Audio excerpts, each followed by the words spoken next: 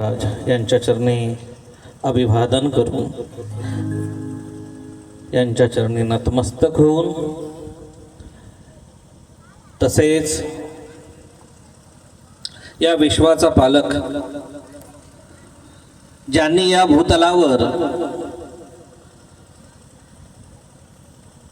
दशावतार घेण्याचं वचन प्रदान केलं आणि नवअवतार घेऊन या सृष्टीचा उद्धार केला असा पांडुरंग परमात्मा हरिये नमः असे नारायण परमेश्वराच्या चरणी नतमस्तक होऊन आज या हिंदू संमेलनाच्या कार्यक्रमामध्ये आज हिंदू जनजागृती या कार्यक्रमाच्या विषयामध्ये बोलत असताना सर्वप्रथम समस्त आपल्या या हिंदू धर्माच्या कार्याप्रती आपण जागृत होण्यास संदर्भामध्ये आपण स्वतः आत्मपरीक्षण करणं गरजेचं आहे. इतर धर्माचे जर आपण विचार केला त्यांची जागृती करण्याची कधीच त्यांना वेळच आली नाही, पण आपल्याला जागृती करता नाही ज्याची उत्पत्ती ही आज शाश्वत आहे, ज्याच्या या उत्पत्तीपासून समस्त मनुष्यगणाच्या उत्पत्तीपासून तर ईश्वरापर्यंत या विश्वामध्ये चराचरामध्ये जो परमेश्वर हा संपन्न झालेला आहे, त्या या हिंदू धर्माच्या जनजागृतीची आज वेळ येते हे आपल्यासाठी दुःखद आहे. हिंदू धर्माचा जर विचार केला तर पहा, एकमेव भारत ही भूमी आहे की या भारत भूमीमध्ये स्वयं परमेश्वर अवतार झालेला आहे. जगाच्या पटलावर जर तुम्ही विचार करा की अशी कुठली भूमी आहे की त्या भूमीमध्ये नारायणाने अवतार घेतलेला आहे, पण आपली ही भारत भूमी, या भारत भूमीमध्ये नारायणाने अवतार घेतलेला आहे. आपण विसरलेलो आहोत सर्व. ग्रंथाच्या माध्यमातून माझे ग्रंथ याचे पारायण किती होतील यांचं संख्याबळ फक्त वाढतंय, पण त्या ग्रंथामध्ये ज्या संतांनी आपल्या धर्माच्या प्रती, आपल्या अध्यात्माच्या प्रती आपल्याला काय बोध दिलेला आहे याचा अस्मरणीय आपल्याला आतापर्यंत त्याचा आपल्याला ज्ञानच झालेलं नाही. ज्या संतांनी या भूतलावर अवतार घेतला असं सांगतात, शास्त्र असं बोलतो की जेव्हा परमेश्वर या भूतलावर येतो त्याची धाकता या सृष्टीला सहन, त्याची धाकता या सृष्टीला सहन करावी लागते. म्हणून या सृष्टीची परिपक्वता, क्षमता वाढवण्याकरता पहिले संत येतात, साधू येतात आणि आपल्या तपश्चर्येने या भूमीची क्षमता वाढवतात. हजारो सूर्यांचं तेज असणारा जेव्हा परमेश्वर या भूतलावर जन्माला येतो ना, तेव्हा या भूमीची तेवढी क्षमता झाली पाहिजे, म्हणून संत अगोदर येतात.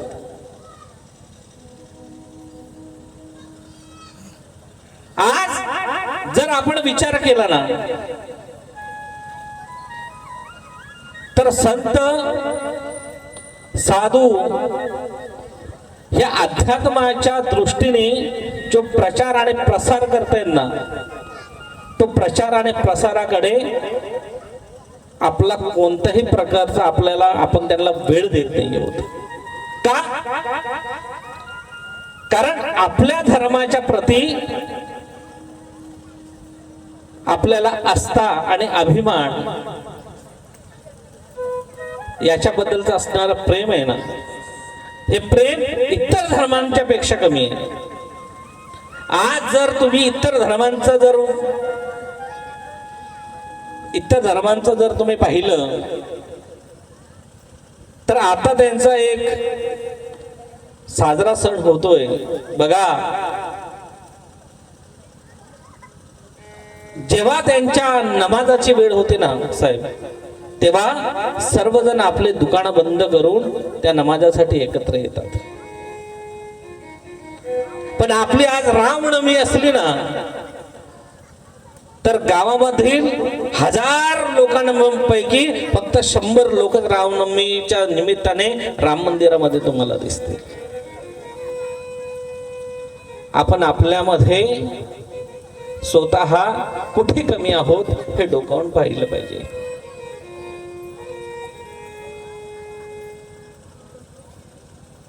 सदैव आपण आपला नामोल्लेख करतो की मी 10 पारायण केली, मी 15 पारायण केली. पारायण करण्यापेक्षा त्या ग्रंथामधील असणाऱ्या संतांचा विचार तुम्ही किती मनुष्याला दिला हे तुम्ही स्वतःहून आत्मपरीक्षण करणं गरजेचं आहे. आपल्या या हिंदू माणसांनी मनोविचार तयार केलेला आहे, सुखामध्ये ईश्वर आहे, दुःख आलं का आपण नास्तिक होऊन जातो, ईश्वराने माझं वाईट केलं. पण इतर धर्मांचा जर तुम्ही विचार केला ना साहेब, तर सदैव हा बोध होतो जे घडवलं ते ईश्वराने घडवलं आणि ईश्वर माझं सदैव सातत्य करणार आहे. आज छत्रपती शिवाजी महाराजांचा जर आपण विचार केला ना, तर मुठभर मावळे घेऊन दिल्लीच्या तख्तापर्यंत क्रांती करणारे आपले छत्रपती शिवाजी महाराज यांचा जन्मोत्सव कधी साजरा करायचा हा सुद्धा आज भारतापुढे आपल्या पुढे प्रश्न आहे. 4-4 जयंत्या आदेशभाऊ 4-4 जयंत्या आपण साजरा करतो. ज्या राजांनी क्रांती घडवली, ज्या राजांनी हिंदू माणसाच्या या देवळावर कळस आणि आपल्या हिंदू माणसाच्या घरासमोर असणारी तुळस ही सुरक्षित ठेवली. आज आपण स्वाभिमानाने सांगतो की मी हिंदू आहोत. त्या राजाच्या जन्मोत्सवानिमित्त सुद्धा आपल्याला भ्रम आहे. अध्यात्म म्हणजे काय? जो तुम्हाला जगण्याची दिशा आणि दशा देतो ते म्हणजे अध्यात्म आहे. जेव्हा मल्लिकार्जुनाच्या मंदिरामध्ये छत्रपती शिवाजी महाराज गेलेले असताना वैराग्य निर्माण झाला आणि वैराग्य निर्माण झाल्याच्या नंतर त्याने सांगितलं की बस आता लढाई संपून योगी बनायचं. तेव्हा तुकोबारायांनी सांगितलं की नाही राजे, तुमचा जन्म या धर्माच्या रक्षणाकरता झालेला आहे, संतांच्या रक्षणाकरता झालेला आहे. हा संत विचार आहे. आज आपली युवा पिढी अनेक व्यसनाच्या अधीन होते. कोणीही त्यांना सांगण्याकरता किंवा त्या व्यसनाच्या पासून बाहेर काढण्याकरता कोणीही प्रयत्न करत नाही. ही ग्लानी आहे आपल्यामध्ये. एखादा जर आपल्या गावामध्ये तरुण माळकरी होतो, जेव्हा मस्तकाला गंध लावतो ना, तेव्हा त्याच्यावर टीका करणारे तुम्हाला भेटतील. पण अभिमानाने आणि स्वाभिमानाने कधी सांगणार नाही की तू तुझं आयुष्य खरं धर्माच्या करता जगतोय, यासाठी मला आनंद आहे.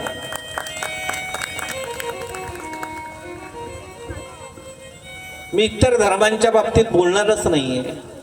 त्यांना त्यांचा धर्म प्रिय आहे, ते धर्मासाठी करतायत. आपल्याला आपला धर्म किती प्रिय आहे हे आत्मपरीक्षण आपण केलं पाहिजे. आज तुम्ही आदिवासी विभागामध्ये आदिवासी विभागामध्ये तुम्ही गेले की धर्माचरण होतंय, धर्म परिवर्तन होते. धर्म परिवर्तन म्हणजे काय? पोटातील असणारी भूक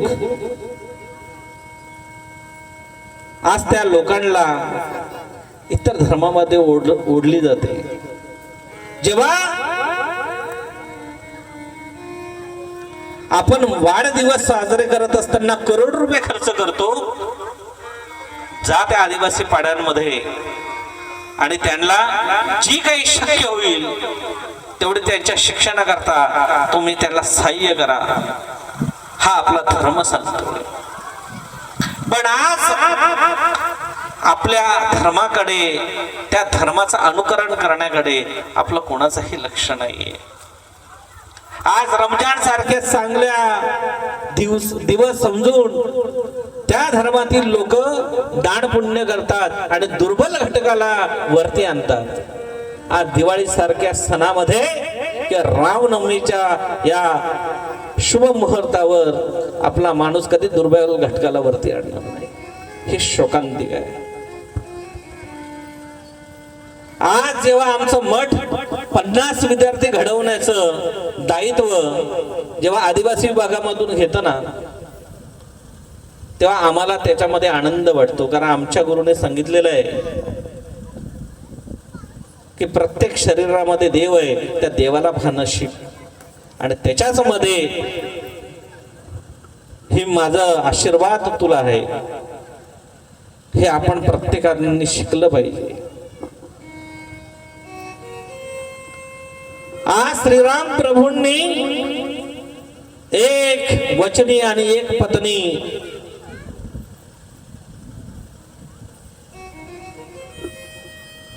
हा सदैव प्रतिज्ञा घेऊन जेव्हा आपला या भूतलावर अवतार कार्य करत असताना त्यांच्या जीवनचरित्रामध्ये जर आपण त्यांचं जीवनचरित्र जर आपण उल्लेखनीय आपल्या जीवनामध्ये जर आचरण केलं ना, तर प्रत्येक माणूस आपल्या धर्माप्रती निष्ठा आणि श्रद्धा ठेवल्याशिवाय राहणार नाही. कारण संत तुम्हाला परमेश्वरापर्यंत कसं पोहोचायचं हे सांगू शकतात, पण परमेश्वरापर्यंत पोहोचवण्याकरता तुमचा धर्म टिकला पाहिजे, या धर्माचा पहिले अभ्यास तुम्हाला देतात.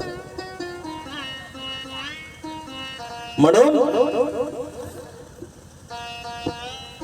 आपल्या धर्माबद्दल आपण आस्था ठेवणं गरजेचं आहे. आपल्या हिंदू धर्मामध्ये आज वृद्धाश्रम आपल्याला खूप पाहायला भेटतील. आदेश भाऊ, इतर धर्माचे वृद्धाश्रम तुम्ही कधी बघितलेत का? मला एक तरी असं दाखवा इतर धर्माचे की तिथे वृद्धाश्रम लिहिलेले आहेत.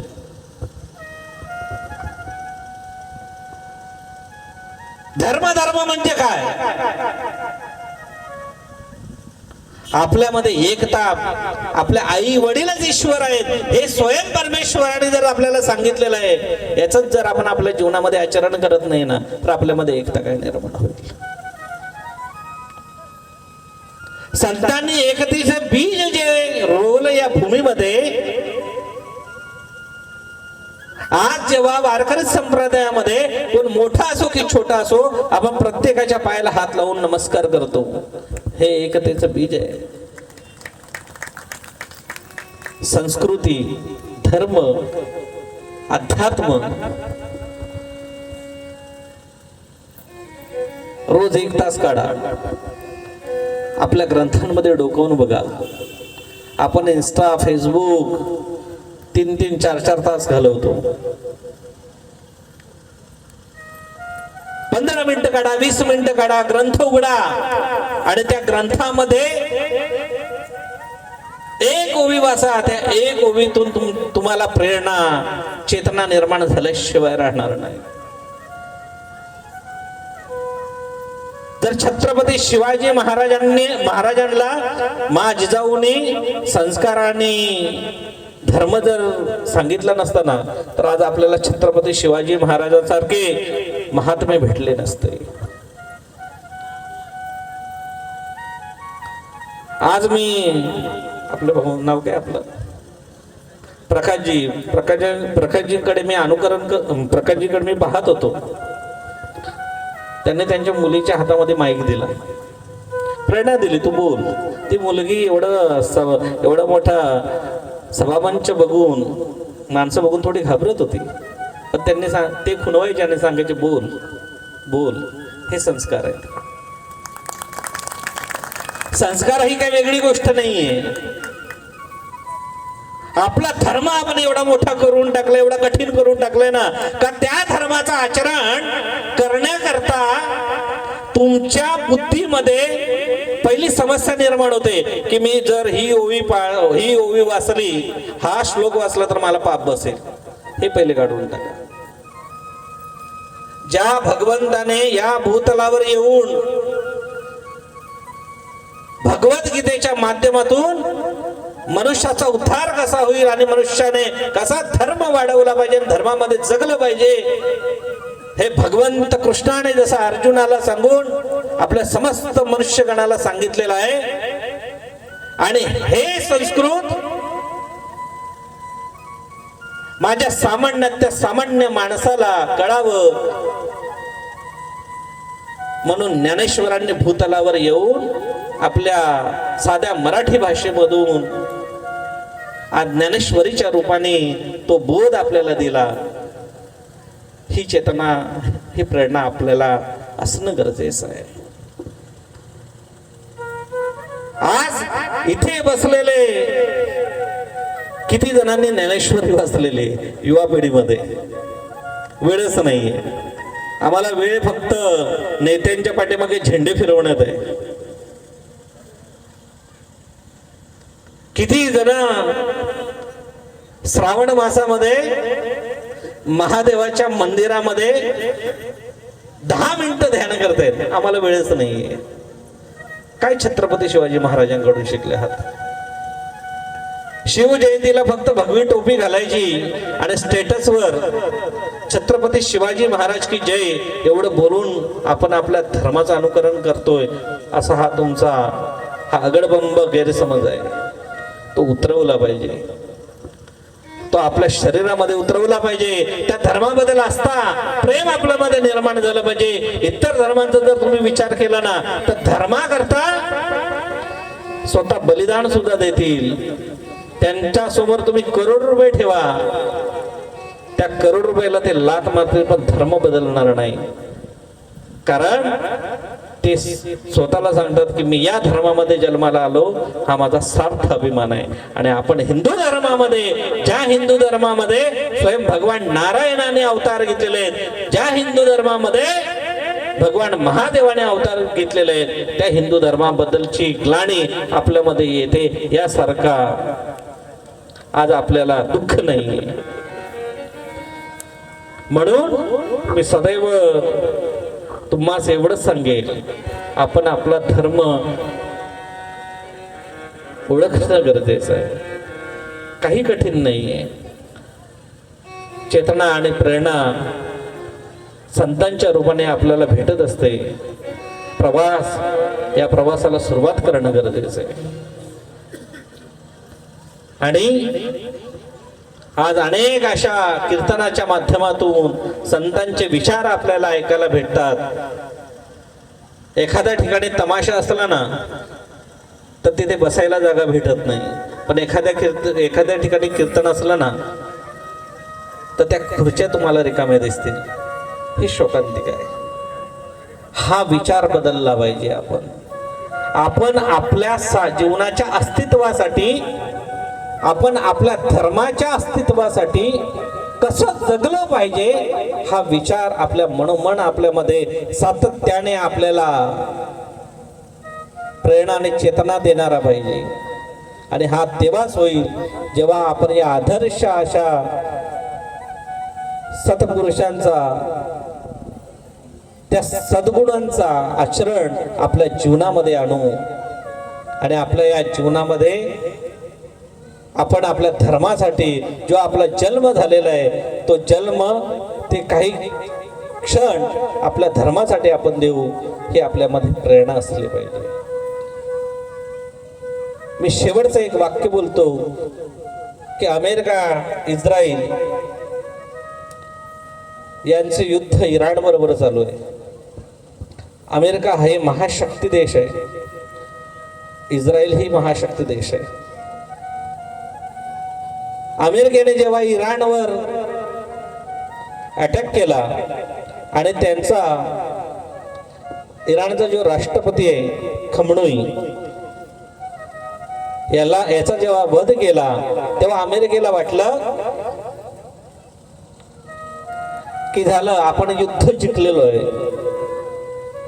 इराण या देशाने धर्म प्रेरणा घेतली साहेब, धर्म प्रेरणा. ज्या दिवशी खमणोई मेला ना त्या दिवशी आपल्या मस्जिदीवर त्यांनी भगवा ध्वज लावला. तो भगवा ध्वज कुठला होता माहितीये का? ज्या आपल्या राष्ट्रपतीचा जो मृत्यू झालेला आहे त्याचा प्रतिशोध म्हणून तो भगवा झेंडा त्यांनी लावला. आणि जिथपर्यंत हा प्रतिशोध घेत नाही तिथपर्यंत हा ध्वज उतरवला जाणार नाही. ह्या इराणच्या सर्व असणाऱ्या जनतेची ही एकोपाने असणारी एकतेचं प्रतीक म्हणून तो ध्वज आहे. भाऊ बोलले की आपल्या संभाजी महाराजांचं बलिदान उत्सव 40 दिवस जो साजरा होतो त्याच्यामध्ये आपण एक दिवस तो साजरा करू शकत नाही.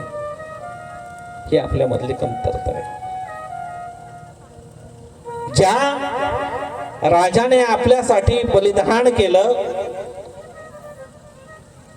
त्या संभाजी महाराजांचा, ज्या दिवशी संभाजी महाराजांचा चैत्र अमावस्येच्या दिवशी म्हणजेच गुढीपाडव्याच्या आदल्या दिवशी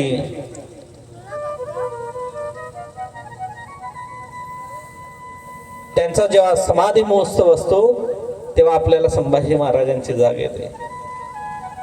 इस्रायल सारख्या देशाने जर छत्रपती शिवाजी महाराजांच्या मातीतली भूमी नेऊन जर एवढी मोठी क्रांती करू शकतो ना, तर ज्या भारत भूमीमध्ये, ज्या महाराष्ट्राच्या भूमीमध्ये असे सत्पुरुष जन्माला येऊन आपण त्यांच्यापासून प्रेरणा घेऊन जर आपल्या हिंदू धर्माला वाचवू शकत नाही, यासारखा दैनंदिन हिंदू कोणी नाही करणं गरजेचं आहे. माझे आज वाक्य तुम्हाला वेदना देतील, पण हे सत्य आहे. हे सत्य कधीच बदलणार नाही. तुम्ही जागे झाले पाहिजेत, म्हणजे तुम्ही तुमच्या धर्माप्रती प्रेम निर्माण केलं पाहिजे. आज आपल्या हिंदू धर्मातील सहजली मुली लव जिहादच्या प्रकरणामध्ये अटकतात. इतर धर्मांची मुलगी कधी अटकते का? आई वडिलांचे संस्कार महत्वाचे आहेत. एखाद्या ठिकाणी कीर्तन गावामध्ये चालू असलं ना, तर आई वडिलांनी आपल्या मुलांना त्या कीर्तनामध्ये घेऊन गेलं पाहिजे. आता RSS चा कार्यक्रम आहे म्हणून आपण कशाला जायचं? हा विचार तुमच्या पिढीला बर्बाद करतो, एवढं लक्षात ठेवा. मी आज 4 उद्घाटन करून इथे आलेलो आहे. शेवटचं उद्घाटन करायला जायचंय. 1 तास त्यांना मी लांबवलेलं आहे. आपण समाजासाठी काय देऊ शकतो याचा विचार केला पाहिजे. आपण आपल्या पिढीला घडवत असताना आपण सर्वप्रथम आपण कोणता विचार देतो आहोत हे आत्मपरीक्षण आपण केलं पाहिजे. मॉडर्न जीवनामध्ये जगत असताना आपली संस्कृती हे आपल्याच येणाऱ्या पिढीला विकृती म्हणून तयार होते का, हे प्रत्येक आई वडिलांनी विचार केला पाहिजे. लव जिहादसारखे प्रकार का घडत आहेत? जर 18 वर्ष पूर्ण झाल्याच्या नंतर ती मुलगी आई वडिलांना विश्वासात न घेता इतर धर्मांच्या मुलाबरोबर पळून जाते, ही आपल्या धर्माची खूप मोठी विकृती आहे. आपल्या धर्माची विकृती म्हणजे आपल्या संस्काराची विकृती.